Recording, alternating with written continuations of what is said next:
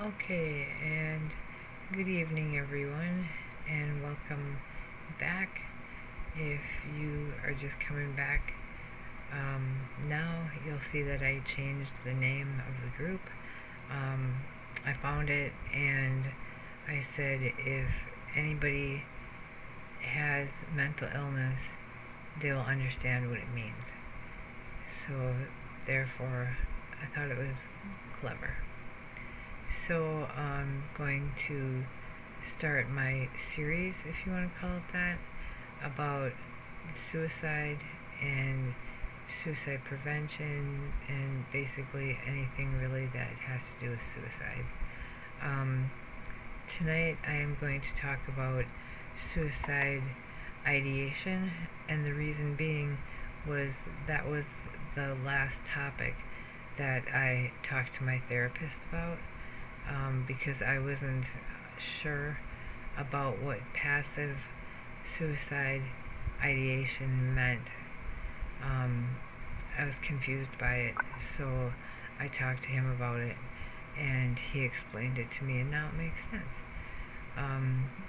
And I'm going to just go by some questions on Google that I found that could come in handy.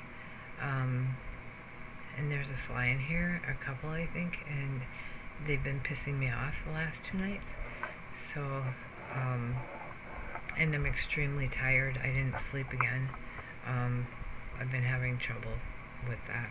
But, so, I've been having problems with my legs. So the question is, does having suicidal thoughts mean you have depression? And the answer there was suicidal ideation is one of the symptoms of both major depression and the depression found in bipolar disorder. But it may also occur in people with other mental illnesses or no mental illnesses at all. Now, what he told me that passive suicide ideation means that you're always thinking about suicide. You're always thinking about ways you could do it. It's just always there. And that's how I am. I have always thought about it. I've tried it. Obviously, I failed. My ex was so nice to say that at least next time get it right. That was really supportive. But it's something that's always on your mind. I don't really know why, and that I can't answer, but it just is. And then, of course, there's being suicidal, which means you try it, and of course, how can I put it? It's hard to explain sometimes because suicide is a really deep subject. You have so many, you have ideations, you have thoughts, you have attempts, and of course, my phone has to go off while we're doing this. There's always something, isn't there? Oh, that was interesting. I don't know what that was. But then, of course, you have success. I am the type of person that, and I don't want anybody to take this personally. This is just sort of general information, but I feel like it needs more focus. There's so much focus on other items and other things in the world that suicide doesn't really get the attention it deserves, unless it's like something really major.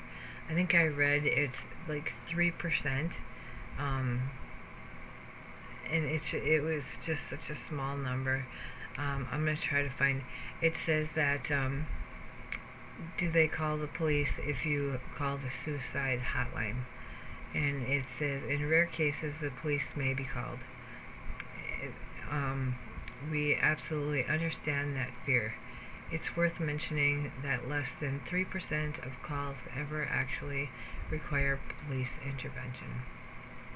So, in other words, that means you shouldn't be afraid of having the police call on you.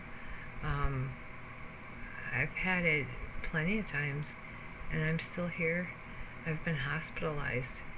I'm still here.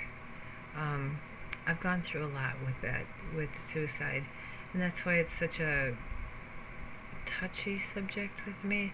It's such a important subject with me, because there's been so many important people, not so much important as in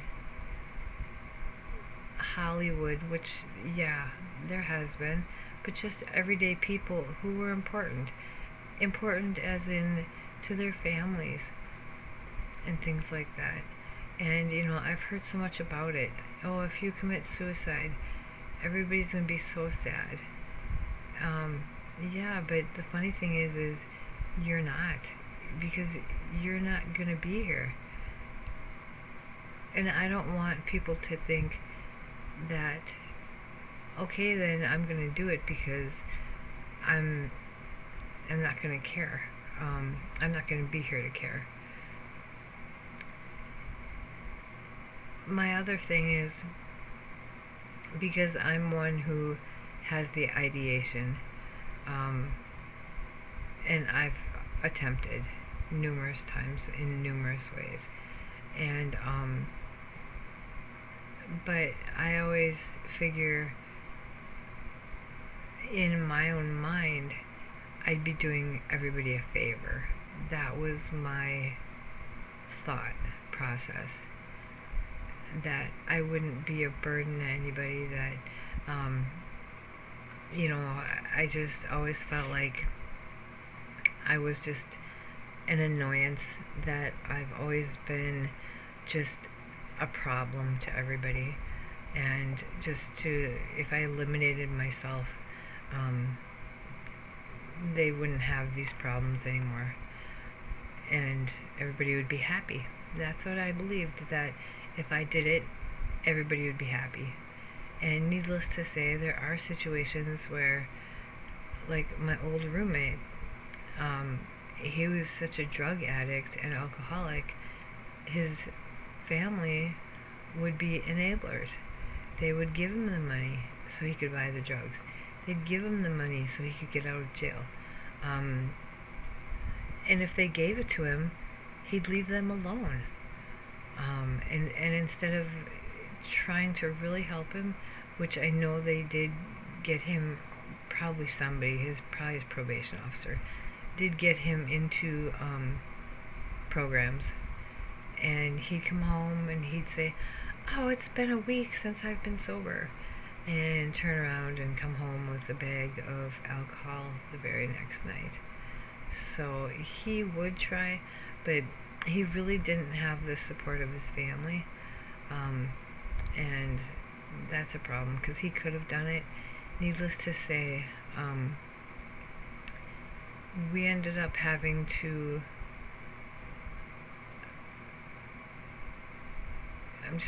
I guess vacate his living arrangements with us, because he just got so out of hand. If you go to my other channel, you'll see that things that he did, and it just was tough, because he was a fantastic guy, except when he was under the influence, he would be a nightmare. He would be scary. I'd be scared of him, and David would be scared of him. It was no shit. And needless to say, we had to get restraining orders against him in order to keep him out of the house, because he had so many drugs and he had so much alcohol. And we would have people live with us that couldn't get apartments on their own, from being in jail, from convictions of alcohol, driving under the influence of drugs, things like that, and they couldn't get their own apartments. So we would take them in hopes that they would get their shit together. Needless to say, they didn't. We only had 2 good roommates, and they did not drink and they did not do drugs. Anyway, so he ended up having to leave, and he went to his ex-girlfriend's house, and we found out where she lived, and took his things to him, and he kept his car in front of our house. We put it there along with a lot of his belongings, and long story short, they found him in the river. When I found out, I was quite sad because he was a great guy. However, he did talk about suicide, so we really don't know if his death was an accident or suicide. Either way, it was sad. I don't care what he did to us. I don't care how he acted. He still was a decent person inside. So anyway, that's ideation, where it's passive ideation because it's always there in passing. And then that's where you're always thinking about it. It's just there. You're always thinking about it. You're always thinking, oh, I could jump off that bridge. Oh, I could do this. Oh, I could do that. And I'm not going to mention anything because if you don't have the idea, I'm not going to put it in your head. Because there were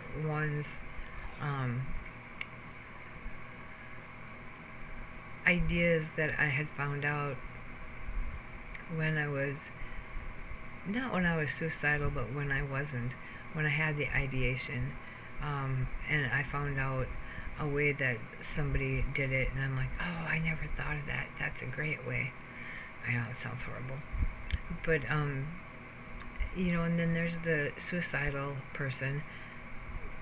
To me, suicide is very spontaneous.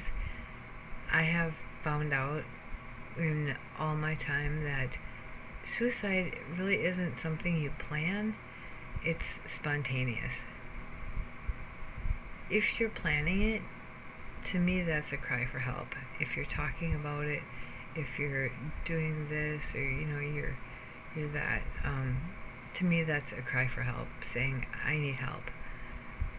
But very few people get help because it's a pain in the ass. You get hospitalized and you get shoved all this medication, and I'm not trying to dissuade anybody from getting help. If you need help, get it. But I've been there and I've done it, and it's not fun. And I know it's not supposed to be fun. It can be. I've met people that I got along with really well. Yep, the adjustment. I went to the doctor today, and we're working on that issue.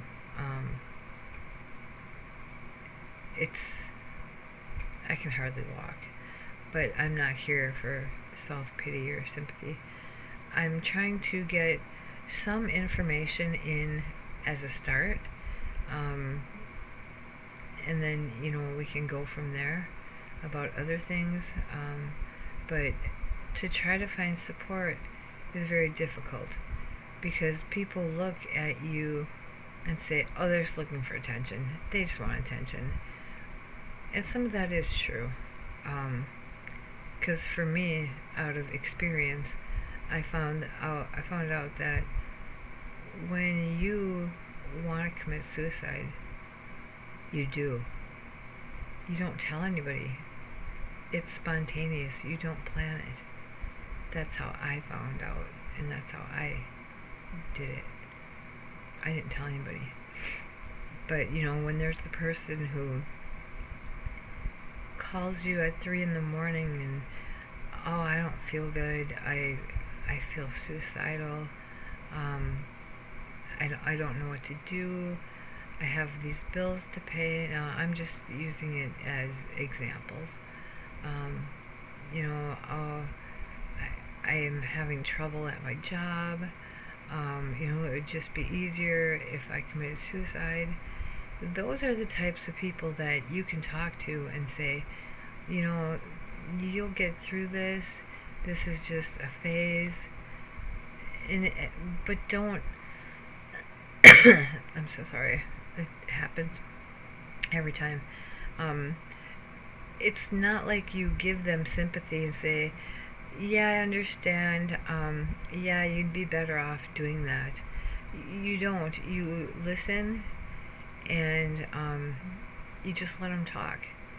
You let them get all their anxiety, all their stress, all their problems. You let them talk and you listen. And by the time that they're done talking and you're done listening, usually that thought of suicide has passed to where they say, oh yeah, you know, I can do this. All I gotta do is that. So by then, they usually have passed. It sounded bad. The problems, you know, that they were concerned about have passed, and they've come up with solutions. You know, you have your suicidal person who's standing on the edge of a bridge saying, I'm gonna jump, and sometimes they jump. You know, you have there's so many different kinds, there's so many different types. I was trying to look up different things. I'm freezing. I was trying to look up different things to give you ideas. The suicide prevention hotline number is 988. It used to be 741-741. I'm not sure if that works anymore. You could try. I actually have called it before because I was in distress, and everybody's distress is different.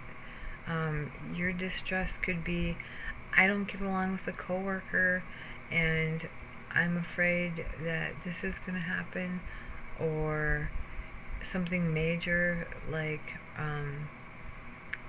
you know, I have a family member who's really sick and going to pass away any minute. I'm so tired. I didn't sleep again last night, so I do these videos like under the pillow. Probably should, but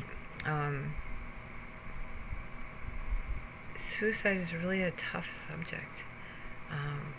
There's so many people I know who have committed suicide, and the I don't want to say the funny part, but the part about it is I understand. I don't blame them. I would want to do that too. I'm just chicken. But, you know, I mean, a gal friend of mine, she put herself in the basement and locked her husband out, and he managed to knock the door down. You know, she was in the car and she got a hose and she did the carbon monoxide. And, you know, the thing is, she's living these days and she couldn't be happier. Maybe, but from the front, I think she's a lot like me. She puts up a front of everything's fine, I'm happy, I couldn't be happier, and usually it's a heap of shit. You have to hide from people because being bipolar, being suicidal, you know, I think they worry more about being suicidal than bipolar, although it's the suicide that comes from being bipolar. Oh my, I just tweaked out. How else can I talk about this? I guess just one video at a time. Get some people's thoughts on it, some experiences. YouTube is pretty anonymous, that you can easily go into the comments and say, yes, this happened to me, and we can talk about it. Yeah, I'm tired. Hey, I got yelled at once already. Go to bed! And it's like, I gotta do my video! I try to do a video every day because of the fact that I'm hoping to get enough followers that say, oh, she's doing a video today, and expect a video. I want to be that person. I want to be there for people because that's what I do. That's what I enjoy doing. I enjoy helping people. I don't enjoy editing videos because I don't know what the hell I'm doing. I spent all night last night on one stupid editor or edit app, and it just ended up calling it a piece of shit. And it had some good stuff in it, but then there was parts in it that was just frustrating. But anyway, I'm trying to think what else. There's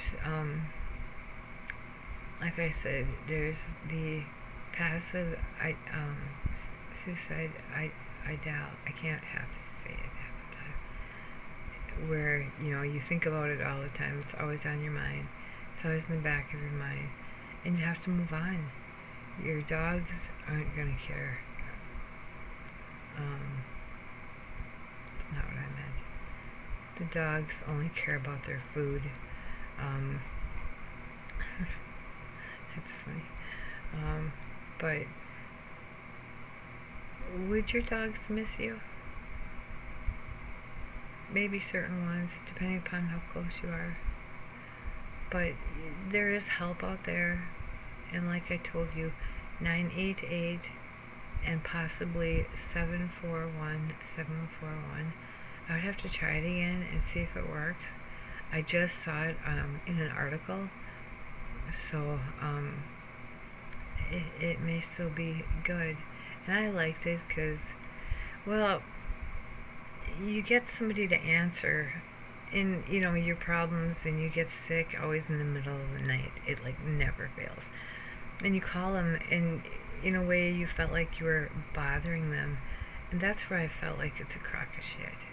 I'd rather call my neighbor or whoever. Maybe you don't have a neighbor, but I'm always available.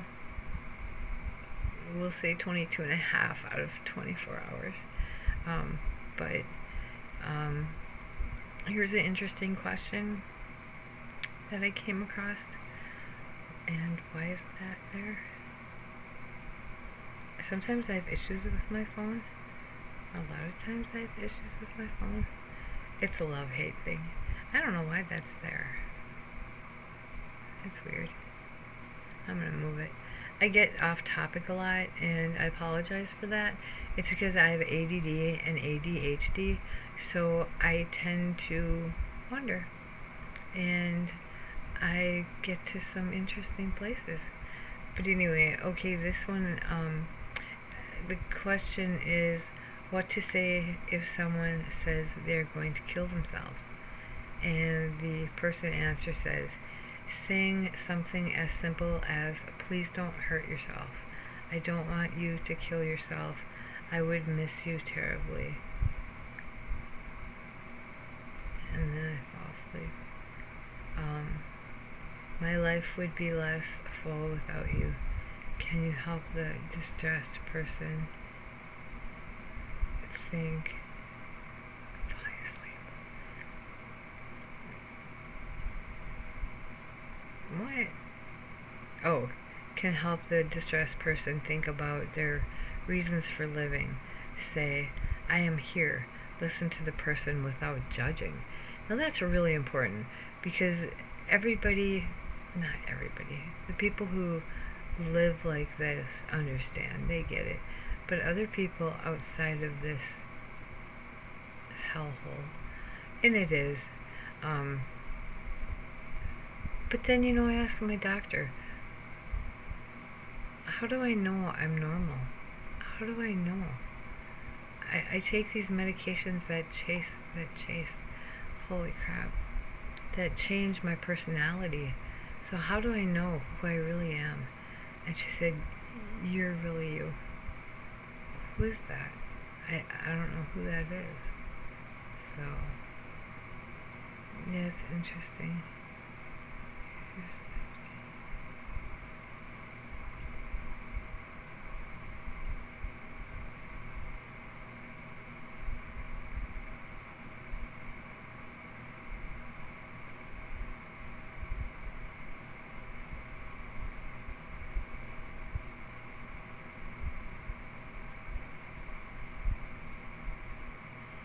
Sorry, I dozed off.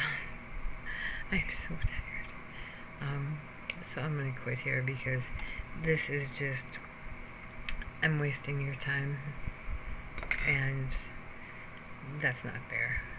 But I will get some sleep. I will find some more things about suicide. Eventually, I'm gonna get to suicide prevention, which I don't know.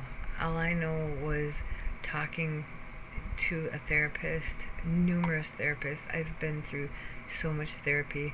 I've been through 36 years of therapy, and I'm 52. And I always walk in there all, cocky. I could teach you, how to do this. And yeah, I end up crying in the end because I'm such an ass. But I can't believe I fell asleep. Did that fly? I can't believe I fell asleep. I'm so sorry. Maybe I'll get good views. Girl falls asleep while, whatever. I'm not about that. I'm trying to help people. But I hope you have a good night. I hope you get some sleep if you're having trouble sleeping. The doctor gave me some pills to help me with my legs. I'm having problems with my legs all of a sudden. It's really strange. But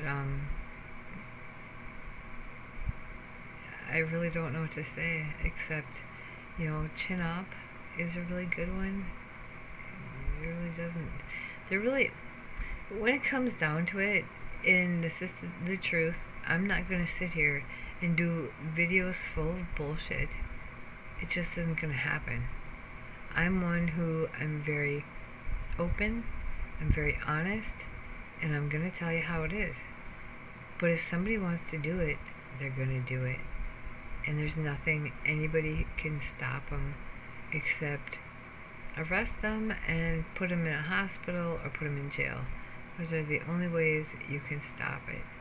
But otherwise, there's nothing. It's just the way it is. I'm sorry to say. So, and I'm sorry to say, but there are some people like myself who'd rather not be here. And it's against the law to commit suicide. And I think that's bullshit because neither you nor the neighbor nor the cops nor, nobody has to live my life but me. And if I'm struggling and things are tough, I shouldn't be arrested for attempting suicide. That's just isn't right, but that's my opinion. Of course. Everybody has their own. So, you hang in there. If you have to email me or leave a comment in the bottom, please by all means do so. I gave you the numbers, the 988.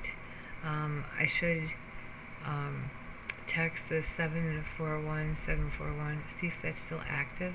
Otherwise, the 988 I know for sure is active. And the thing is, don't be afraid to call, or you don't call, you text them, and they help you via text. Maybe they call you if you allow it, but they don't know you, so they can just help you the best they can. I'll fall asleep again. So, how embarrassing. It's fucking hilarious. I wake up in front of all this going, whoa, where was I? And I do that all the time. We'll be in the truck driving, and I'll just pass out of nowhere, and I get yelled at. Not yelled at, I just get, you know, woken. So, okay. Well, you have a good night. All I can say is, if you need help, there are resources. I gave you numerous ones, and I am one of them. Like I said, you just have to email me. So you take care of yourself, and if you need help, reach out for it. And that's what all you can do. So good night.